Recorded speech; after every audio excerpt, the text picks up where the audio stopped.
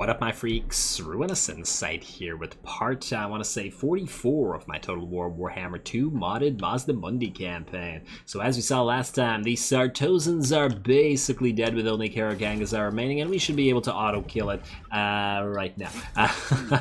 Other than that, we are also approaching the Bowmen of Orion, who we are hoping to attack with our Fire Slann, although it is a dicey proposition, I will admit. Let's auto-resolve this real quick. And raise this place. And are we completed this yet? Nope, still does not count, does it? Okay, fine. We'll get something else. We'll find something. Tahanawan, get ready to move back into Matorka. Oh, we have enough Untainted here that we fixed the situation. Lovely. I mean, we have plenty of Untainted.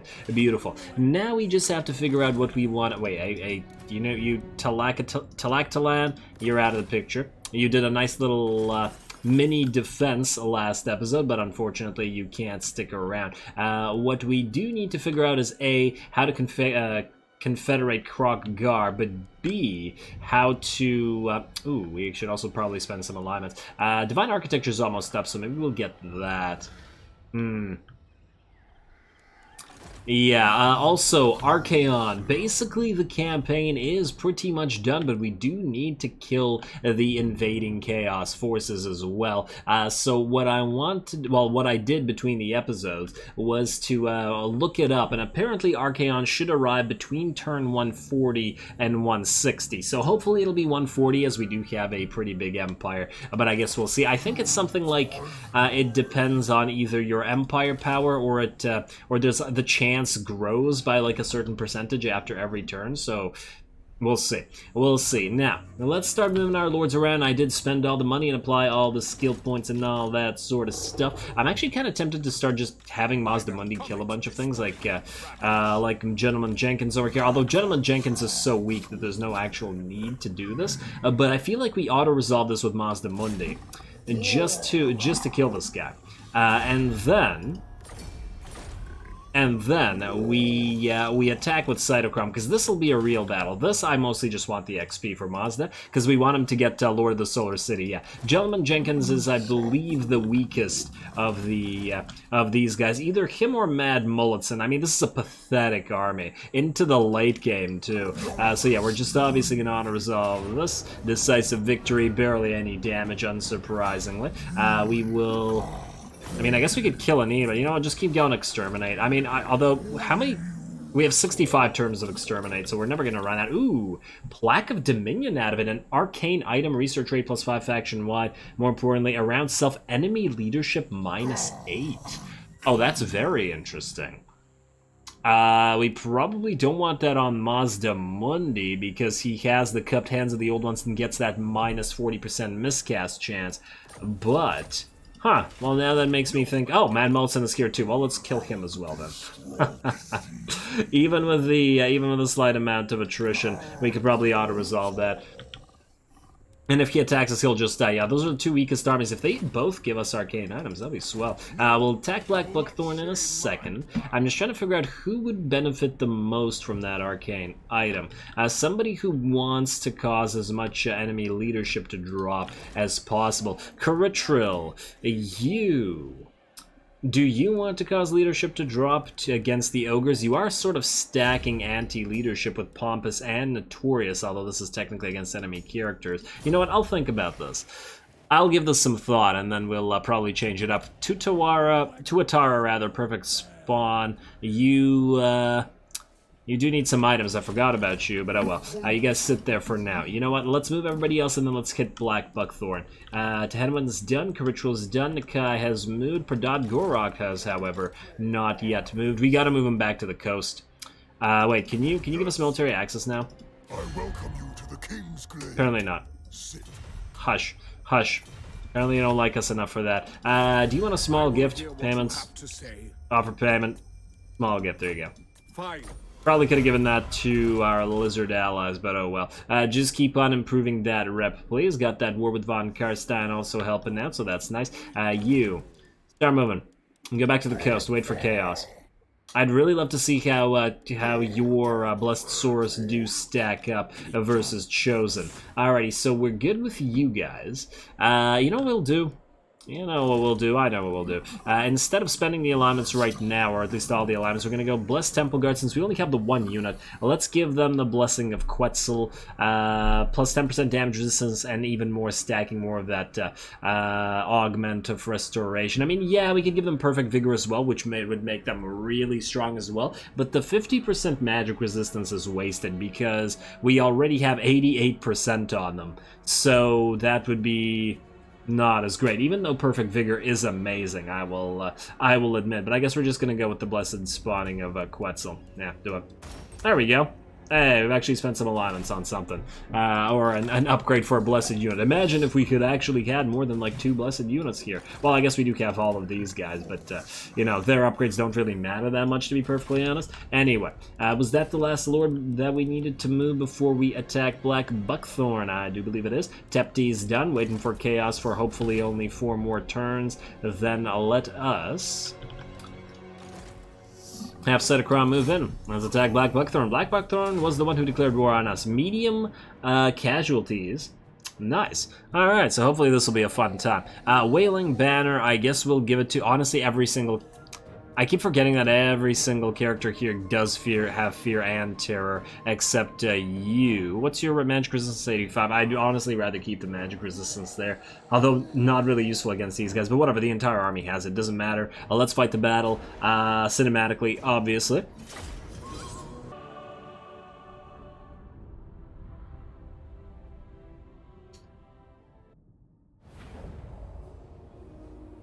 Alrighty, here we go. The Bleak Coast Buccaneers, a fairly decent force. So once again, they do have some powerful units. I'm actually going to be very interested to see just how effective all these Dwarven units are against the Dino army. Now granted, the Dino army does have a lot of basic dinos, i.e. the Tier 3 Basties actually make up the vast majority of the force. Plus we have 4 units of the Feral Stegs as well. So the hyper elite dinos are really only the 2 Feral Carnosaurs and the Shredder of Lustria and the Pale Death Feral Trogodon. Ooh, and yeah, this is gonna be the debut of the Shredder of Lustria, who is just such a fantastic model. I remember loving it a lot when I was playing the Gorok campaign in vanilla.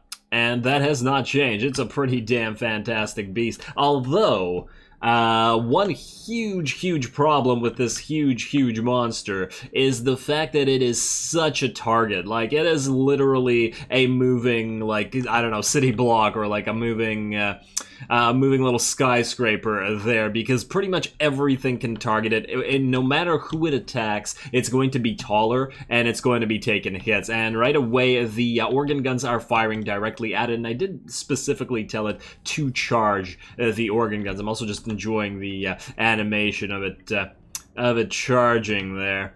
I mean, that's gotta be a scary sight, just, especially, I guess when you're far away, not really quite realizing just how big that thing is, and then as it gets closer and closer and then just starts towering over you, your organ gun's doing, like, no damage to it.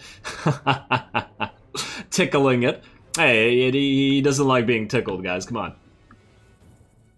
There we go. Let's see what the damage is so far. Not a lot yet, but we do still have a bunch of Thunderers coming up, and the Thunderers can absolutely rip apart big targets like this. Anyway, so this is the battle setup. Here on the sides we have pairs, and I do like to move various dinos in pairs. We have the Lord Assassins being the Blessed Carnosaurs, although it did turn out that the Lord was here, which we couldn't see because we were behind that hill.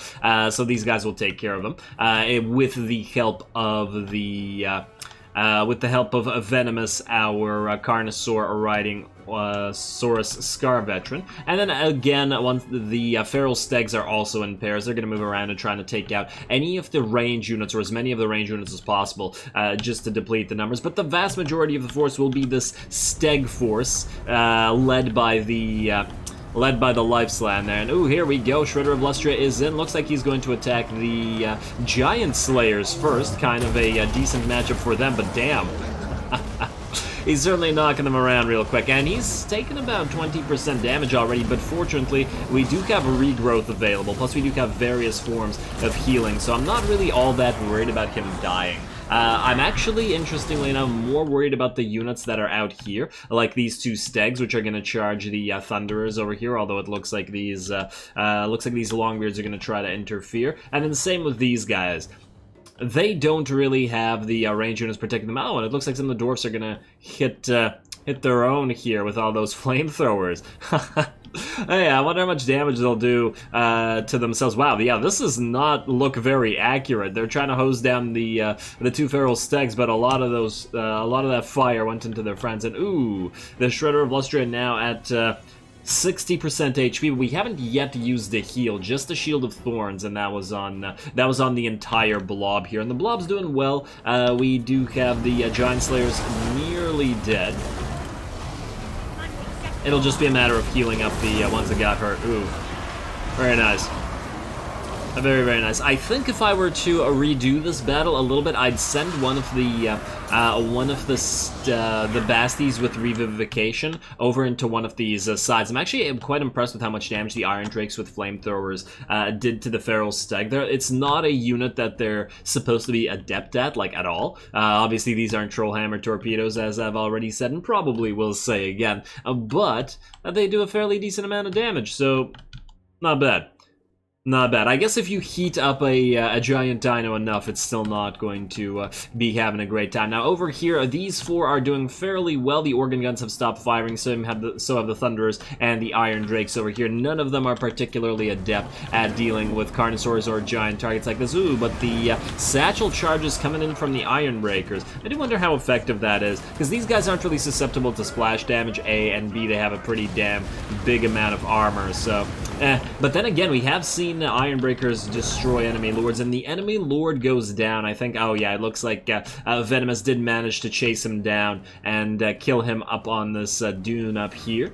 And other than that, okay, Shredder of Lustria back up to about, 70% HP, maybe 65%, while the main blob here continues to go to work. We also have the Pale Death helping out in melee and applying its melee attack buff. Ooh, nice exploding organ gun there.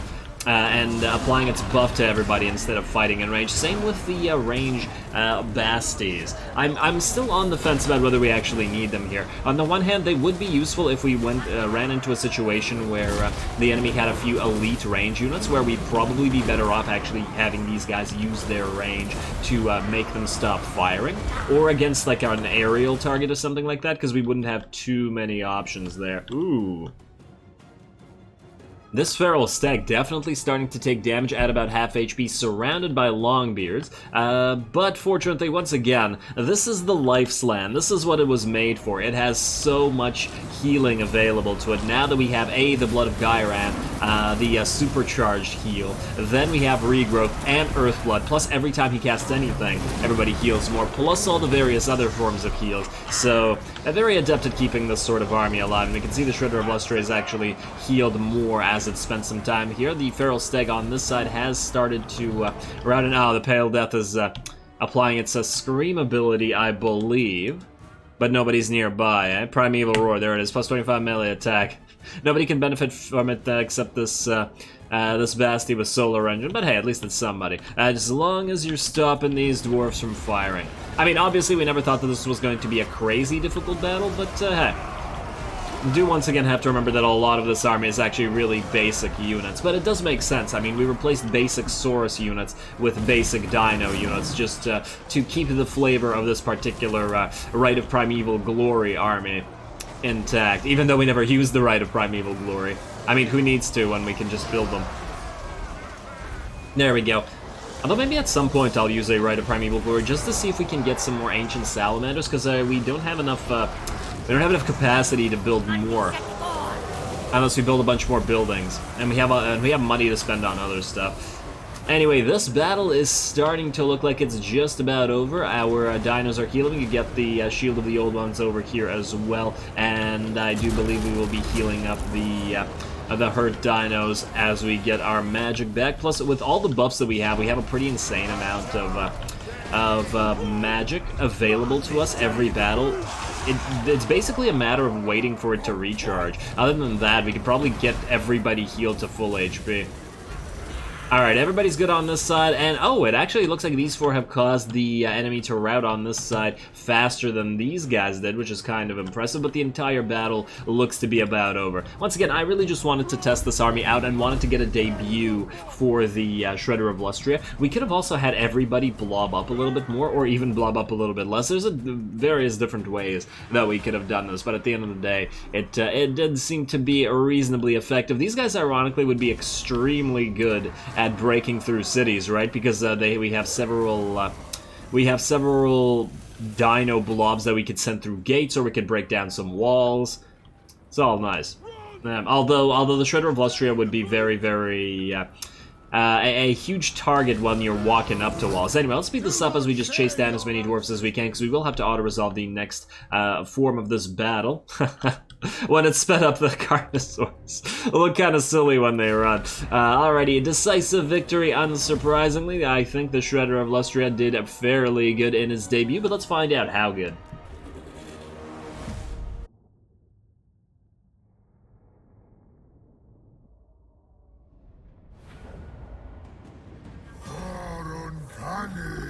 Alrighty, a pretty easy battle, and not unexpectedly, but I think we did pretty well considering the enemy army is, while not ideal against the type of units that we brought, pretty damn decent. They got Iron Breakers, who are very hard to kill, as we saw. We got two sets of Giant Slayers, two regular sets of Slayers, lots of anti-large damage in there. Even the Iron Drakes, well, I mean, they obviously wish that they had Trollhammer torpedoes, but they would have done well. Obviously, the Organ Guns and the Thunders are all very effective against our units if they're not being, you know, stopped and constantly attacked, so that could have been bad. The Shredder of Lustria in its debut did very nicely, so a nice little march of the dinos there. And who won? Who won this? It looks like it's gonna have to be the Shredder of Lustria as well. Lovely.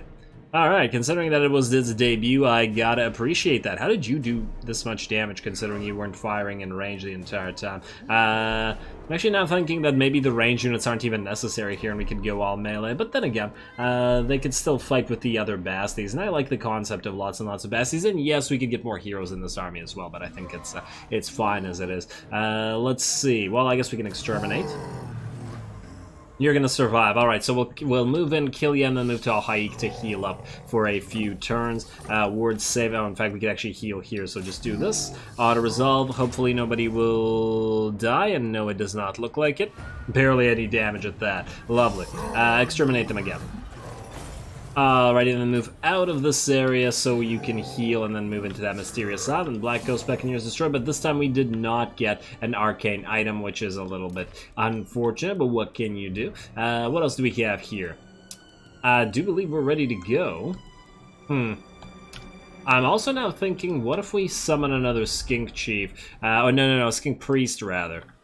Summon another Skink Priest to keep stealing tech. No, we got a humble one. We can't afford one anyway. We'll do it next turn. Yeah, more of these guys, more tech steelies, and hopefully even faster research. I really would like to get it to the point where we research everything at 1 turn per. We also got to keep all our armies moving. Reichland is starting to like us a little bit more. Grimgor is starting to hate us a little bit more. Even though we're not really attacking him, but we've basically surrounded Grimgor, that's the thing, and while I don't care about his territory... Ooh, Churning Gulf Raiders, eh? Ooh, research rate. Lovely. Battle Masters don't care about that so much. Churning Gulf Raiders, who are you? Oh... you're near Lord Mazdamundi. I was hoping that you're near Caritro. I guess we just attack you with Mazdamundi. I honestly think, yeah, this is also a pathetic army. We could just auto-resolve this as well. I really don't see the need to fight armies this week with Mazdamundi when he can calmly and easily take out like 4 stacks by himself. And I mean without the rest of his army, just with his magic. So yeah, auto-resolve this, please. Yes. Barely any damage once again. Don't even kill any, just go into... Just go into Sartosa and heal. There we go. Hey, we got a Venom of the Firefly Frog, even though it basically does not give us too much. We could always give it to a hero. Maybe we'll get some benefit out of that. And into Sartosa, you'll heal to full in a single turn. Still very few blessed spawnings as well. Oh well, yeah. Let's keep making sure that we get these blessed spawnings for Gorok there. So that'll be your job, presuming that we attack. We still have other stuff to do this turn. And wait, what's about the time here?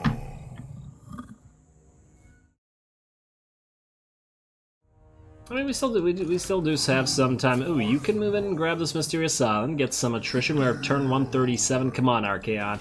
Come here at turn 140. I believe in ya. I know you can do it. And Shining Boots and fresh recruits. Great plan, Archivist. Alright, well, that's better than nothing. I guess you can then move back in. What else do we have here? Mofkatel, no. Huntazak, no. Tehenowin. You're done there. Let's move you into Barak Var, or we could straight up attack Akendorf right now if we really wanted to declare war on the orcs. Do we want to declare war on the orcs right now? And it would just be to raise all their territories. Like I said, I don't really want all this. I do wonder what level Ekrund is, though. I mean, all this stuff is level 3. It's just that I don't really feel a strong need to own the Badlands, especially as we're allowing Khemri to keep most of it. We could just raise Morkheim, I suppose, and take all this stuff. Western Badlands, maybe we could take the Western Badlands and the Eastern Badlands, and Crooked Fang Fort. Well, if we confederate, that'll be ours as well. And just leave Khemri to the Southern Badlands, and Numas, I guess, and whatever's going on down here in the Marshes of Madness and in Blightwater. I suppose it's an option. Ooh, Karakazgal, nobody's there, so I'm willing to bet that it's actually full of Skaven. Probably. Probably the last bastion of Clan Wars if they're still alive. Alrighty, well, we'll figure this out. Let's see who else needs to move first. Karitril, you're in the same place. Nakai. You know, I was originally gonna send you over to fight Chaos, but maybe, or rather, over to fight Nagron. But I think we're probably better off sending you here to defend Hexoatl, because if a Chaos invasion comes for Hexoatl, we really don't want to lose our capital. That's for damn sure. Pradad, you're good. Gorok, you need to head back to the coast as we decided last time. So start moving to Miragliano, and I think we'll set you up at Magritta or something. Really, I mean, I have no idea where the Chaos invasions will appear, so who knows where you guys will be needed. So there you go, Gorok. Tepti, you're good where you are, I think. Just stay here, waiting for Chaos as well. What if they go for Fuming Serpent, though? Can you reach Fuming Serpent in a single turn? Yeah, you can. Because of all the buffs we have to movement range for everybody, everybody can move quite far. Not as far as Mazdamundi, mind you, but still quite far. Alrighty, Grendel, the Tech Thief. Keep, thieving that tech. There you go, steal from Missnar as well. Beautiful. I don't really care about your levels because I can deal with that between the episodes when it's not as much of a waste of time. We should also check out some alliance possibilities in a few seconds, which we'll take care of in a sec. Let's just make sure that we get another.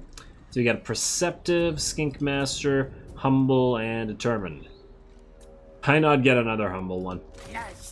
And then while he's here, you know what? Let's get another one as well. I don't even care if he doesn't have anything good, really. Campaign line of sight. More tech stealing. We're at 1100. If it would be such a big deal to get these things down to 1. I still don't know if it's possible. I think somebody said in the comments that it's that they never got it to do that, but that doesn't necessarily mean that it's not possible, right? Who knows? Nah, me. Name, alrighty, let's go through this steel tech, this and all this just to get potent, and then the rest of this stuff. It does not matter. I guess we can get you immortality. You don't cost that much like this, and there we go. Beautiful, and then you, my friend, are going to do the same thing, then you're all going to head out. Alrighty, Specialist, you're level 26 and not 29, unfortunately, so no maintenance. The maintenance is really hurting. Each extra hero is actually costing us considerably more than it's seeming to cost us. But I mean, we have a limited number of tech thieves. Plus, they make the rest of the factions happy that we're doing stuff to Nagaron. So you move out here. You move out here as well. All right, let's chat with some factions. Oh, look, we've discovered Teotihuacan, who I'm willing to bet would be willing to confederate quite quickly. But let's not aggressive military access with them for now. Really, Teotihuacan? They don't want military access. Well, whatever. No need to attack them. Last defenders, you are now strength. You're still strength rank 10. Military alliance is still green. I really doubt you're gonna join us for 40k when you didn't join us for 240k. Yeah, but you know, we have money to spend right now, so. Damn you, materials at sea. I mean, I'm glad we got you, but you kind of threw a wrench into the whole Croc-Garing situation. Let's check everybody else's attitudes here. Let's see, alliances, Slann, we don't want an alliance with. Heralds of Ariel, how about a military? Okay, no. Tutikwa don't care, Numas don't care, and it's just further improving Talzin. What's a military access? No, still no. Torgavan, I'm willing to bet you're the same way, even though you're sort of improving. Not that much, though. You, improving to 4 now. Still like the war with von Karstein. You appreciate the war with the Hmong, and you slightly appreciate what we've been doing with Nagaron, but not good enough to non-aggress. What do you want for this? What about 40k? I'm not gonna give it to him, I'm just curious. Okay, no, still no. Alrighty, well then screw you, Reichland.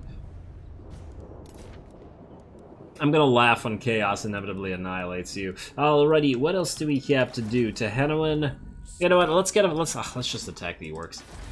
Let's just attack them. I mean, we don't have much to do. They're strength rank 3, and they're probably the last enemy we'll fight that isn't chaos. So we might as well just attack them. They'll send some big old armies our way. We'll I honestly don't care about any of the losses on this side of the map, i.e. Any territory losses, so who gives a damn. Karazakarak is also owned by Grimgor's Ard Boys. Alright, let's get them. Who are you at war with? You're at war with Clan Vulcan, Karazakarak, and Harbinger of Disaster. Nobody that we can... Okay, fuck. I was hoping that they were at war with somebody that actually would appreciate our killing them, but not so much. Alright, hit Akendorf then. Declare war. Call allies. Hit the orcs. This will be an auto-resolve, but hopefully we can soon find some nice armies to fight. And oh, look, it's another enemy. Oh, Vlad. 137 turns in. This is your army. You poor undead man. Alrighty, Akendorf. Free territory is free. I'm just thinking, do we bother fighting this? I don't think so. It still feels too weak. If the orcs are the 3rd most powerful faction and somewhat close to our power level, we'll get some actual nice battles. This will be far too easy for Tehenoman. And yeah, we've gotten so late in the campaign that I'm absolutely choosing the battles that we have left. Hey, more ogre mercenaries. I always like the sound of that. Where? Alright, here. Alright, well, Tehenoman, you can briefly go there. Beautiful. What do we have here? Oh! Instant military hub if we want it. I don't really care about the totems of Quetley, and honestly I don't think we need the Pterodon hatchery here, so let's delete that. And I guess we could keep the Saurus building. Even though it isn't at max rank, I was just thinking that we could get more Saurus Scar veterans. They're always useful. Skink Chief's a little bit less so. Unless we get another army with nothing but... You know what? Huh. Nah, we're still at 7 out of 6. We'll never get any more Skink Chiefs, so screw it. I'm not gonna bother with it. Too much effort. Alrighty, so that I'm happy with. You, Caritral, take out Muncha Throat Cruncher. That's the best name I've ever heard in my life. Auto-resolve this, please. Some noms for the ogres. Alrighty, well, that's about it. I think I am now going to call this episode here. We have begun the war with the orcs, and we have a lot of territory to cover. They're probably all over here. We've seen that they've taken the dwarven territories here. They're probably all over the mountains as well, so we will probably get some nice fights out of that before the end of the campaign, and that will be the last enemy, other than Chaos, that we bother with, because I do have to call it at some point. By the time that this airs, or is uploaded, that's the word I'm looking for, we'll be in the next patch of the SFO. Well, it'll probably, by the time this is up, it'll probably be way up, way up there. On the day that the SFO patch dropped, obviously I started pre-recording this, or actually a little bit earlier, to get towards the end of the campaign, to hopefully get to it before the patch killed everything. Yeah, and even if it doesn't, it's still too risky to risk a good campaign like Mazdamundi. So anyway, I don't remember where I was going with that. My point was, we have to, actually I do remember, we have to pick our battles and we have to choose a time to end the campaign. I really did make the goal originally to only confederate Croc-Gar, but I just can't end it without at least achieving the short campaign victory, which means defeating those leaders of chaos. So let's get to that as hopefully by turn 140, but we shall see. So with that said, as always, I do appreciate any and all feedback, yada yada yada. Don't forget to leave a like and comment for your friendly neighborhood heretic. All glory to the algorithm, and thanks for watching.